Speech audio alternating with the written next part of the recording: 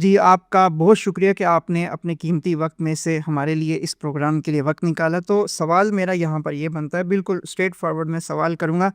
کہ پاکستان کے اندر بعض طبقات ایسے ہیں کہ جو یہ بیانیہ بنانے کی کوشش کر رہے ہیں کہ ایران جو ہے وہ عرب ممالک کے اوپر حملہ کر رہا ہے، جبکہ حقیقت سب جانتے ہیں کہ ایران ان عرب ممالک میں امریکی فوجی اڈوں پر حملے کر رہا ہے۔ دوسرا نیریٹو جو بنانے کی کوشش کی جا رہی ہے، ایک سیکولر طبقہ ہے، کچھ افراد ہیں،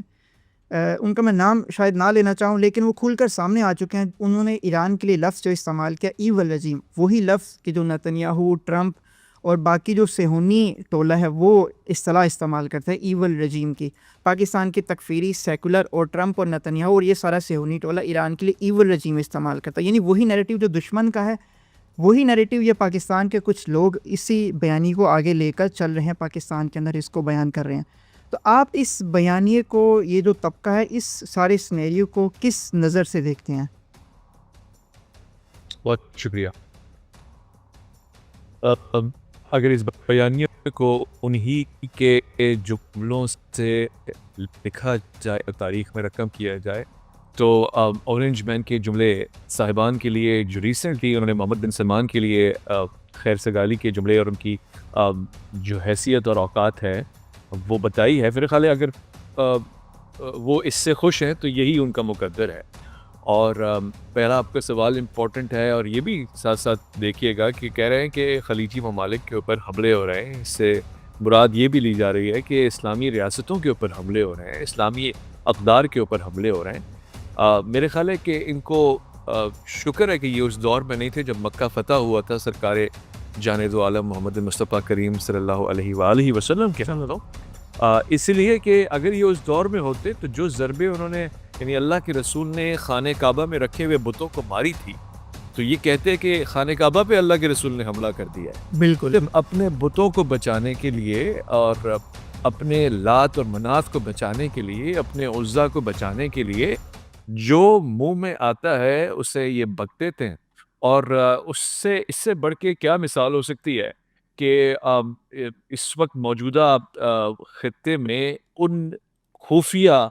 طاقتوں کو بے نقاب کر دیا ہے اس جنگ میں،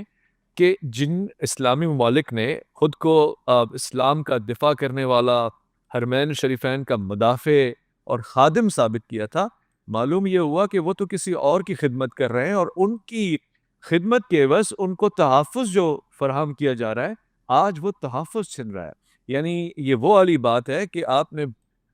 دودھ کی رکھوالی بلی سے کروائی ہے اور حرم کی رکھوالی کے لیے شیاطین کھڑے کیے ہیں۔ ہم سنا کرتے تھے، اور 1400 سال پہلے کے اس مارکہ حق و باطل کو لوگوں نے آج تک کتاب میں پڑھا تھا، نصاب میں سنا تھا، آج نصیب سے دیکھ رہے ہیں اور مشاہدہ کر رہے ہیں کہ کیوں بچوں کو ان کی مائیں حسینی درس سنایا کرتی تھیں، کیوں یہ جو جواب سوال ہوتا تھا نا کہ 1400 سال گزر گئے اس واقعے کو، اس میں حرارت کیا ہے، لوگ کیوں آج یاد کرتے ہیں علی اکبر کو، علی اصغر کو، حسین کی قربانی کو، عباس کی وفا کو۔ آج تاریخ مختلف شکلوں میں ان شبیہات کو، ان کریکٹرز کو ڈیفائن کر رہی ہے،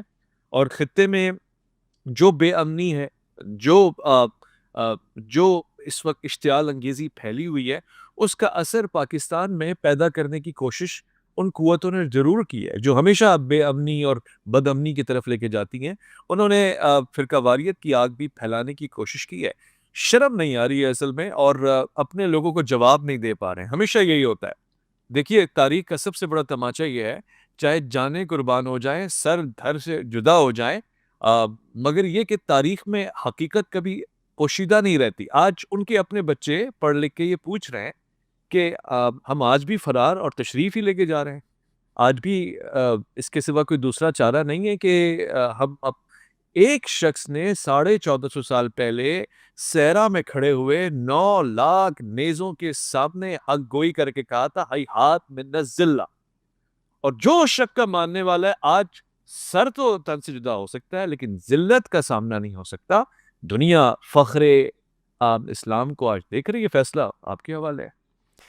لیکن یہاں پر تھوڑا سا یہ مزید واضح کر دیجئے کہ کیا پاکستان کے اندر یہ جو خاص ایک طبقہ ہے، جبکہ حقیقت سب کو پتہ ہے، آج ہم نے دیکھا کہ کل اور آج ہم دیکھ رہے ہیں کہ امریکہ کے اندر بھی بہت زیادہ مظاہرے ہو رہے ہیں ٹرمپ کے خلاف، اس جنگ کے خلاف جو انہوں نے ایران کے اوپر مسلط کی ہے۔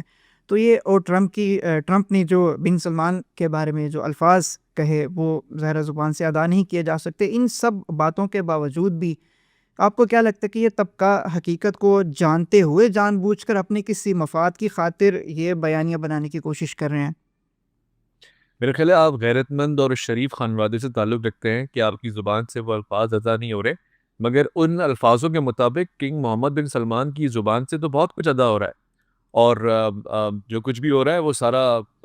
تماشا اب ڈھکا چھپا نہیں ہے. پہلے تو یہ تھا نا کہ یہ بات محلوں تک رہ جایا کرتی تھی، ریاستیں ان کو تاریخ میں اپنے حق میں لکھوا لیا کرتی تھیں اور خود بڑے مجاہد بن کے سامنے آتے تھے، پیچھے سے ڈالر نکلتے تھے. آج تو آگے سے بھی ڈالر نکل رہے ہیں اور ڈالر کی زبان سے ان کی تعریفیں نکل رہی ہیں. اس سے زیادہ اور کیا ہو سکتا ہے تاریخ کا منطقی فیصلہ؟